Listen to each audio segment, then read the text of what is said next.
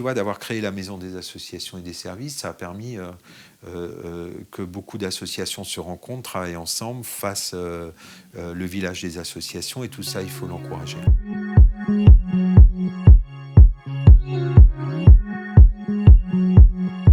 Alors, je suis content que tu abordes ce sujet parce que, d'abord, il faut savoir que Wissembourg est très riche en termes d'associations. Alors, il y a déjà toutes les associations sportives, elles sont nombreuses.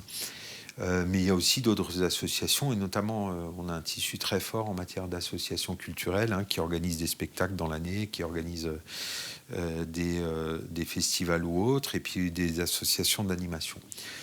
C'est comme pour les entreprises ou pour les gens qui ont des initiatives. Moi, je crois que dans service public, il y a service. Et on doit être là au service de tous ceux qui ont des initiatives. Et les associations, par essence, c'est de l'initiative. Une association, elle fonctionne parce qu'il y a des bénévoles qui prennent en main les choses. Il y a toujours un président, un trésorier, un secrétaire. Il y a des gens dans le bureau. Quand c'est une association sportive, il y a des coachs sportifs. Et donc, je pense que ça doit vraiment se faire en partenariat.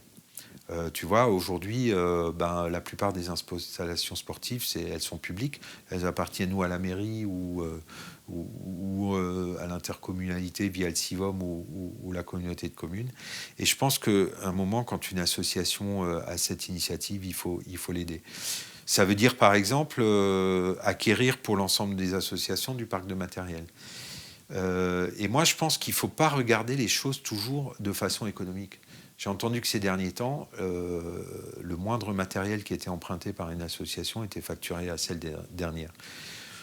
Non, je veux dire, aujourd'hui, c'est tellement dérisoire ce que la ville va toucher dans le fait de facturer la location de tables, de bancs, de matériel de sono ou autre. Mais c'est important pour les associations. Je pense que là-dessus, il faut mettre des règles où on est beaucoup plus à leur service. Et on l'a fait aussi par le passé, tu vois, d'avoir créé la Maison des associations et des services. Ça a permis que beaucoup d'associations se rencontrent, travaillent ensemble, fassent le village des associations, et tout ça, il faut l'encourager. Après, sur l'utilisation du matériel, je pense qu'il faut vraiment distinguer deux choses différentes. Quand une association va louer l'espace Louise Weiss pour faire un événement lucratif, tu vois, on organise un bal, un loto bingo, on organise un dîner dansant.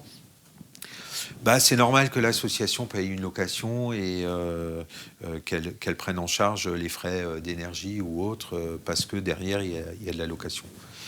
Mais quand tu as une association, parce que ça c'est arrivé à Wissembourg, qui est plus régionale et qui est l'association des vétérans des pompiers volontaires à la retraite, qui est une association départementale qui fait son assemblée générale une fois à Molsheim, une fois à Aubernais, une fois à Wissembourg, une fois à Haguenau.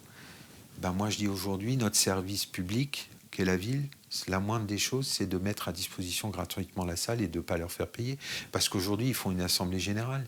Ils ne vont pas gagner d'argent. Ils ne vont pas vendre des repas, des boissons et des choses comme ça.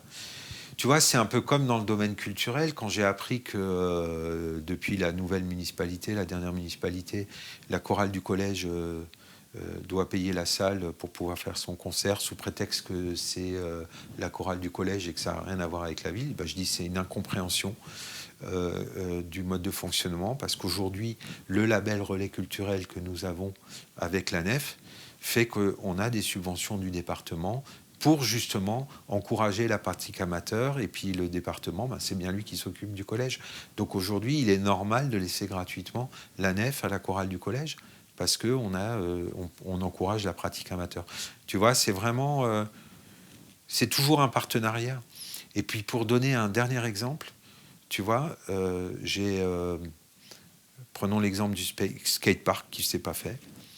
Moi, je pense que pour aborder cette question, c'est pas uniquement de dire à quel endroit on va le faire et quel type de choses on va faire. Quand on met une installation sportive en place comme ça, je pense qu'il faut susciter les vocations et de se dire, finalement, si on fait un pump track, un skatepark, si avec ça, il y a les gens motivés qui sont prêts à monter une association et qui sont prêts à donner des cours, à faire des événements autour et à développer cette pratique sportive, oui, c'est du rôle de la ville de dépenser 400 ou 500 000 euros pour faire un tel équipement. Mais on ne met pas la charrue avant les bœufs.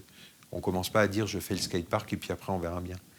On travaille en amont avec ceux qui sont motivés et on met ce contrat moral en place de dire la ville est prête à investir dans un équipement qu'on aura conçu ensemble, à condition que vous, derrière, vous montiez une association sportive d'utilisation de cet équipement.